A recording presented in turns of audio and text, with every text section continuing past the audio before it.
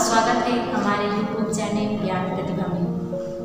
आज का जो हमारा वीडियो है वो कक्षा 11 के यूपी बोर्ड छात्रों के लिए हिंदी में काव्य खंड में आधारित सूरदास जी द्वारा रचित विनय पद से है। तो आइए देखते हैं कि उन्होंने अपने इस पद में क्या कहा है। तो जैसा कि ये पद दिया गया है तो सबसे पहले इसमें क्या पूछा जाता है? संदर्भ। क्या पूछा जाता है? संदर्भ। तो सबसे पहले हम जान लेते हैं कि इसका संदर्भ क्या होगा। तो जैसे ही आपको पैराग्राफ दे दिया जाता है तो इसमें आपको पेपर में अगर पूछा जाता है तो इसमें विनय नाम तो कुछ दिया नहीं रहता है, आपको पढ़कर समझना रहता है कि किसके द्वारा रचित है, उस पाठ का नाम क्या होगा। तो सबसे पहले हम संदर्भ देख लेंगे। तो इसमें संदर्भ में हम लिखते हैं कि प्रस्तुत पद्यांश हमारी पाठ्य पुस्तक काव्यांजलि के या काव्य खंड में हिंदी काव्य खंड में सूरदास जी द्वारा रचित सूरसागर ग्रंथ से विनय नामक शीर्षक से उत्कृत है। क्या लिखेंगे कि प्रस्तुत पद्यांश हमारी पाठ्य पुस्तक हिंदी काव्य खंड में सूरदास जी द्वारा रचित सूरसागर ग्रंथ से विनय नामक शीर्षक से लिया गया है। तो ये तो इसका संदर्भ हो गया। इसके बाद जो इसमें पूछा जाता है प्रसंग। क्या पूछा जाता है? प्रसंग। तो प्रसंग का मतलब होता है जो ये इस पद में या दोहे में क्या कहा गया है उसको छोटे से शब्दों में बताना होता है। तो सबसे पहले हम देख लेते हैं कि इसमें क्या कहा गया है। अब के राख लियो भगवान, हो अनाथ बैठो तुम डरिया, पारद साधे पान। ताके डर में भाज्यो चाहत, ऊपर ढुकियो सचान। दुख भाति दुख भयो आनिया, कौन उबारे प्राण। सुमिरत ही अहिदशियो पारही, कर छुटियो संधान। सूरदास सर लगियो सचान, जय जय कृपा निधान। तो इसमें प्रसंग ये होगा, लिख सकते हैं कि इस पद में सूरदास जी ने अपने आराध्य कौन? श्री कृष्ण को, अपने आराध्य श्री कृष्ण को अत्यधिक क्या बताया है? दयालु बताया है। और उनकी दृष्टि में श्री कृष्ण अपने भक्त के लिए क्या सकते हैं? मृत्यु में भी मुक्ति दिलाने के लिए क्या है? समर्थ है। इसलिए वे उनसे मुक्ति की क्या करते हैं? प्रार्थना करते हैं। क्या करते हैं? मुक्ति की प्रार्थना करते हैं। तो देखते हैं इसकी संपूर्ण पद की क्या होती है? व्याख्या देखते हैं कि इसमें उन्होंने क्या कहा है। सूरदास जी ने क्या कहा है कि अब के राख लिहो भगवान, अब के राख लिहो भगवान, अर्थात जो सूरदास जी कहते हैं जो भक्त है वो पक्षी रूप में, कौन है? जो एक भक्त होता है वो पक्षी रूप में भगवान से प्रार्थना करता है कि हे भगवान इस बार मेरी रक्षा कीजिए। राख लियो मतलब इस बार मेरी रक्षा कीजिए। कहता है अब के राख लियो भगवान, तो हे भगवान आप मेरी क्या कीजिए? रक्षा, इस बार मेरी रक्षा कीजिए। फिर कहता है हो अनाथ बैठो तुम डरिया, पारद साधे बाण। हो अनाथ मतलब मैं आपको अनाथ बता रहा है, और तुम डरिया मतलब होता है जो पेड़ की डाली होती है। क्या होती है? जो पेड़ की डाली होती है। और कहता है कि मैं अनाथ अर्थात संसार रूपी वृक्ष की डाल पर बैठा हूँ। मैं अनाथ, क्या कहता है कि मैं अनाथ जो हूँ वो वृक्ष रूपी जो पेड़ की डाली है उस पर बैठा हुआ हूँ। फिर कहता है पारद साधे बाण, और नीचे से जो माया रूपी शिकारी है वो मेरे ऊपर जो है बाण साध रखा है। जो पारद मतलब शिकारी, क्या होता है? शिकारी। वो बाण मतलब जो बाण होता है तो उस बाण। तो कहता है कि मैं अनाथ जो हूँ, संसार रूपी जो अनाथ कहता है, मैं जो संसार रूपी जो वृक्ष है उसकी पेड़ की डाली पर बैठा हुआ हूँ, और नीचे से जो शिकारी है वो बाण जो है वो साध रखा है। आगे कहते हैं ताके डर में भाज्यो चाहत, ऊपर ढुकियो सचान। कहते ताके डर में भाज्यो, भाज्यो मतलब भागना। कहते हैं ताके डर से मतलब उसके डर से। कहता है कि मैं उस माया रूपी शिकारी ने जो है मेरे ऊपर बांध साध रखा है और मैं उसके डर से भागना चाहता हूँ। भाज्यो मतलब भागना चाहता हूँ, और मैं उसके डर से क्या है? भागना चाहता हूँ। ऊपर ढुकियो सचान, लेकिन जो नीचे से जो कहते हैं मैं भागना चाहता हूँ, किंतु ऊपर अर्थात जो ऊपर है उस मुझ पर जो है जो एक बाज है, विषय वासना रूपी जो है बाज वो है मट मंडरारा। कहता है लेकिन ऊपर से मेरे ऊपर जो विषय रूपी जो बाज है, विषय रूपी वासना रूपी जो बाज है वो क्या है, वो मंडरा रहा है। आगे कहते हैं दुख भाति दुख भयो आनिया कौन उबारे प्राण। क्या कहते हैं, जो ऊपर से बाज मंडरा रहा है, कहते हैं कि अब दोनों ओर से क्या कहते हैं कि अब दोनों ओर से मेरे ऊपर जो है वो संकट उपस्थित हुआ। क्या है, दुख भात दुख भयो, दुख मतलब दुख आ पड़ा है उसके ऊपर। कहते हैं कि अब दोनों ओर से अर्थात नीचे जो है, कहने का तात्पर्य कि नीचे जो है शिकारी ने जो है बाढ़ साथ रखा है, और अगर मैं ऊपर भी उठता हूँ तो ऊपर जो है वो जो विषय वासना रूपी जो बाज है वो मेरे ऊपर मंडरा रहा है। तो कहते हैं कि दोनों ओर से जो मेरे ऊपर है वो संकट जो है वो उपस्थित हुआ है। कौन उबारे प्राण, ऐसे समय में मेरे प्राणों की रक्षा कौन करेगा। मतलब यहाँ पर कह रहा है उबारे प्राण अर्थात प्राणों की उबारे मतलब रक्षा करेगा या उबारेगा। कहते हैं ऐसे समय में मेरे प्राणों को कौन उबारेगा, मतलब कौन रक्षा करेगा। फिर कहते हैं सुमरत ही अहिदस्यो पारथी कर चुकियो संधान। कहते हैं कि तब उस पक्षी रूपी भक्त ने भगवान का स्मरण किया। किसका किया, दो भात दो। क्या कहते हैं, सुमिरत ही, सुमिरत मतलब होता है भगवान को याद करना या उनका स्मरण करना। तो कहता है तब उस भक्त ने, जो पक्षी रूपी भक्त है, उसने किसका स्मरण किया, भगवान का स्मरण करता है। और अहिदस्यो पराधी, कहते हैं सुमरत ही अहिदस्यो पराधी, कि जैसे उसने स्मरण किया, प्रभु को याद किया, तत्काल उन्होंने जो है ज्ञान रूपी जो है सर्प को भेज दिया। क्या किया उन्होंने, तुरंत तत्काल जो है ज्ञान रूपी सर्प को भेज दिया। दस्यो पराधी, मतलब यहाँ पर भी बताया था ना कि यहाँ पर भी क्या था, शिकारी, जैसे यहाँ बताया था शिकारी साधे हुए बात। तो कहता है कि उस सर्प ने आकर जो है शिकारी को क्या किया, डस लिया।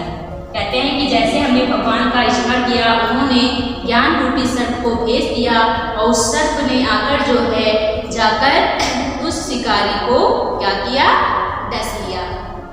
कर छुटियो संधान, जिससे उसके हाथ से जो धनुष बाड़ों पर जो चढ़ा हुआ तीर था वो क्या होता है, छूट जाता है। क्या होता है, छूट गया।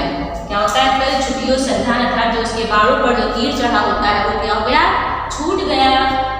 सूरदास सर लगियो सचावे, जो जाकर किसको लगा, उस बाज को लगा। जो ऊपर बाज मंडरा रहा था उस जाकर उस बाज को लगा, और दोनों जो है वो मर गए। क्या हो गए, वो दोनों मर गए। अर्थात जो कहते हैं जो ईश्वर का स्मरण करते हैं और समस्त विषय विकार नष्ट हुआ, जो ईश्वर को स्मरण करते हैं, भगवान जो है उनको हर संकट से बचाते हैं। जय जय कृपा निधान। तो कहते हैं हे कृपा निधान आपकी जय, क्योंकि उन्होंने उसने भगवान का जैसे स्मरण किया, उस भगवान ने भक्त की रक्षा करने के लिए एक सांप को भेज देते हैं, जिससे जो है सांप जो शिकारी को डस लेता है, और उसके हाथ में जो बाढ़ सखा रहता है उससे वो तीर छूटकर जो बाज ऊपर होता है उसको लगता है, जिससे दोनों की क्या होती है, मृत्यु हो जाती है, और उसके प्राणों की जो पक्षी होता है, जो भक्त रूपी पक्षी होता है, उसकी क्या हो जाती है, रक्षा हो जाती है। तो कहते हैं कि जय जय कृपा निधान, हे कृपा निधान, हे दयालु, आपने मुझे संकट से बचाया, इसलिए आपकी क्या हो, जय हो। तो ये तो था उनका पहला पद। अब देखते हैं इनका अगला जो पद है, उन्होंने अपने विनय सूरदास जी द्वारा जो विनय का अगला जो शीर्षक है उसके बारे में हम देखते हैं कि उन्होंने इस शीर्षक में क्या कहा है। तो सबसे पहले तो इसमें पूछा जाता है संदर्भ, तो आपको पता है संदर्भ वही रहेगा।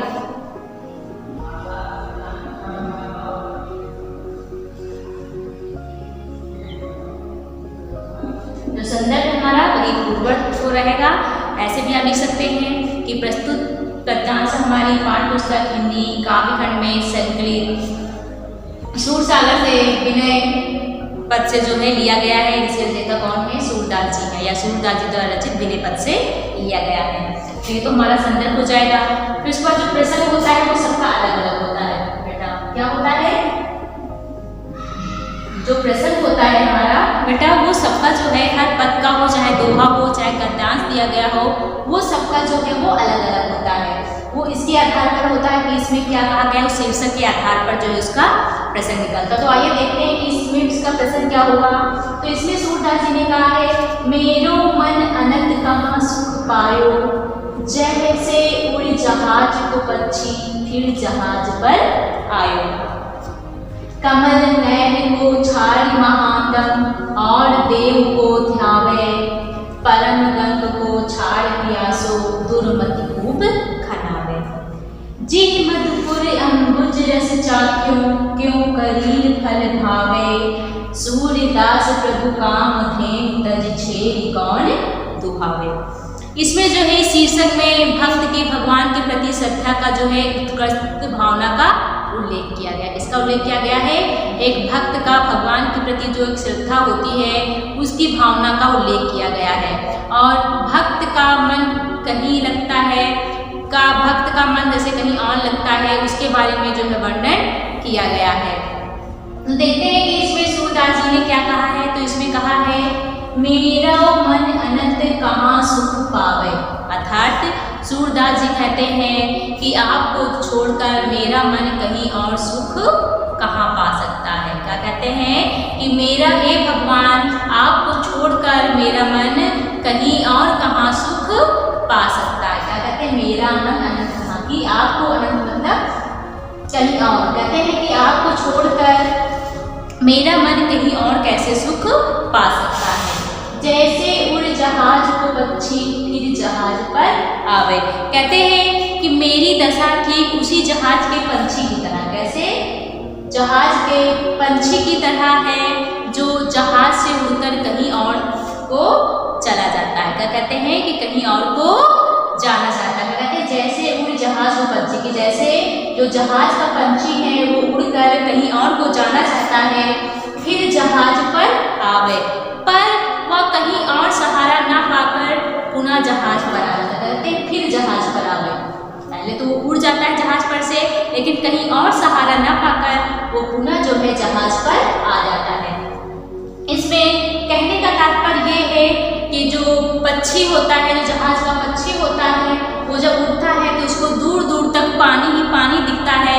उसको जमीन का कोई एक भी अंश नहीं दिखता है जिसके कारण क्या है वो पुनः जो है जहाज पर उड़कर आ जाता है। तो वही मतलब है कि मेरा मन भी उसी पक्षी की भांति है जो क्या कहते हैं जो जहाज के पक्षी की तरह है जो एक बार उड़ तो जाता है उड़ जाना तो चाहता है कहीं और लेकिन जब उसे कहीं और आसरा नहीं मिलता है अर्थात पानी के सिवा उसको कहीं जमीन का अंश नहीं दिखता है तो वो पुनः उसी जहाज पर आ जाता है।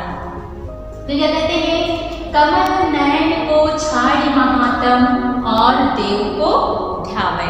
कहते हैं कि मेरा मन भी इस संसार रूपी सागर में ईश्वर के अतिरिक्त कहीं और सुख नहीं पा सकता। क्या कहते हैं कि मेरा जो मन है वो इस संसार रूपी सागर में ईश्वर के अतिरिक्त जो है कहीं और जो है सुख नहीं पा सकता है। और कहते हैं कि वो लोग मूर्ख हैं। क्या कहते हैं और वे लोग मूर्ख हैं जो कमल के समान। कहते हैं कमल नयन अर्थात नयन मतलब होता है नेत्र। कहते हैं जो कमल के समान नेत्रों वाले भगवान को छोड़कर छाड़ मतलब छोड़कर क्या कहते हैं और देव को धोवे अन्य देवताओं को क्या कहते हैं देवताओं की क्या करते हैं उपासना के लिए घूमते फिरते हैं। क्या कहते हैं कि वो लोग मूर्ख हैं जो कमल के समान नेत्रों वाले भगवान अर्थात प्रभु को छोड़कर अन्य देवताओं को ध्याते हैं अर्थात उनकी उपासना करते हैं।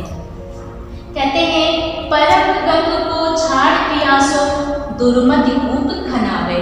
और कहते हैं कि उनकी दशा ठीक वैसे ही है। इसकी जो मूर्ख लोग हैं जो कमल के नयन समान ईश्वर को छोड़कर अन्य देवताओं की उपासना करते हैं कहते हैं उनकी दशा ठीक वैसे ही है जैसे जो मूर्ख लोग होते हैं परम गंगा को छाड़ प्यास है जो जिनको प्यास लगने पर वे पवित्र गंगा को छोड़कर उसको परम गंगा कहते हैं। प्यास लगने पर उस पवित्र गंगा को छाड़ मतलब छोड़कर दुर्मति कूप खनावे। कूप मतलब होता है कुआं। कहते हैं कुएं को खुदवाने लगते हैं। क्या कहते हैं कि उनकी दशा ठीक उसी प्रकार है जिस प्रकार उनको प्यास लगने पर वे पवित्र गंगा को छोड़कर कुएं को खुदाने लगते हैं। आगे देखते बेटा क्या कहते हैं सूरदास जी कहते हैं कि जी मधुपुर अम्बुज रस चाख्यो क्यों करील फल भावे। कहते हैं कि भला जिसे भौरे रूपी भक्त ने कहते हैं कि भला जिस भौरे रूपी भक्त ने कमल अर्थात ईश्वर रूपी प्रेम को चख लिया हो। क्या कहते हैं? ईश्वर रूपी प्रेम को चख लिया हो, वो करील के फल अर्थात यहाँ पर कहा गया है देवताओं को। कहते हैं करील के फल का आनंद क्यों चखेगा? क्या कहते हैं कि जिस भौरे ने ईश्वर रूपी प्रेम का, जिस भौरे ने भक्त ने कमल रूपी ईश्वर के प्रेम का रसपान कर लिया हो, वह किसी अन्य अर्थात करील के फल को क्यों चखेगा? कहने का तात्पर्य है कि जिस व्यक्ति ने ईश्वर के प्रेम को, ईश्वर रूपी प्रेम के भाव को चख लिया हो, ग्रहण कर लिया हो, वह अन्य देवताओं की उपासना क्यों करेगा अर्थात उनकी भक्ति का आनंद क्यों लेगा? फिर कहते हैं सूर्यदास प्रभु काम धेनु तजी छेरी कौन दुहावे। और कहते हैं सूरदास जी क्या कहते हैं? और सूरदास जी कहते हैं कि प्रभु काम धेनु तजी छेड़, कहते हैं कि जिसे मनवांछित फल प्रदान करने वाली कामधेनु था। कामधेनु एक गाय का नाम है जो लोगों को मनचाहा फल प्राप्त करती है। ये जो कामधेनु है वो एक गाय है जो लोगों को मनवांछित फल प्रदान करने वाली एक अद्भुत जो है गाय है। तो सूरदास जी कहते हैं कि जो मनवांछित फल प्रदान करने वाली कामधेनु उपलब्ध है, छेड़ कौन दुहावे, वो भला उसे छोड़कर बकरी का दोहन क्यों करेगा? दुहावे बकरी को क्यों दुहे? क्या कहते हैं सूरदास जी कहते हैं कि जिसके पास कामधेनु जैसी गाय अर्थात गौ माता मनवांछित फल प्रदान करने वाली उपलब्ध है, जिसके पास है, वो छेड़ अर्थात बकरी का दोहन क्यों करेगा? कहने का तात्पर्य है कि जिसे ईश्वर प्राप्त है, ईश्वर सच्चे ईश्वर की भक्ति प्राप्त है, वह अन्य देवताओं की उपासना क्यों करने जाएगा? तो ये तो संपूर्ण शीर्षक की व्याख्या हो गई। इसके बाद इसमें जो काव्य सौंदर्य है हमारा पूछा जाता है, तो काव्य सौंदर्य भाषा जो है वो ब्रज भाषा रहेगी। जो रस है वो कैसा है? भक्ति योग शांत रस है। उसमें भक्ति के द्वारा जो है सूरदास जी ने वर्णन किया है प्रभु की भक्ति का। और जो छंद है हमारा वो के पद होगा, जो गुण है वो कैसा हमारा अलग प्रसाद होगा। तो आज के वीडियो में इतना ही। धन्यवाद। Subscribe now and press the bell icon. Never miss an update.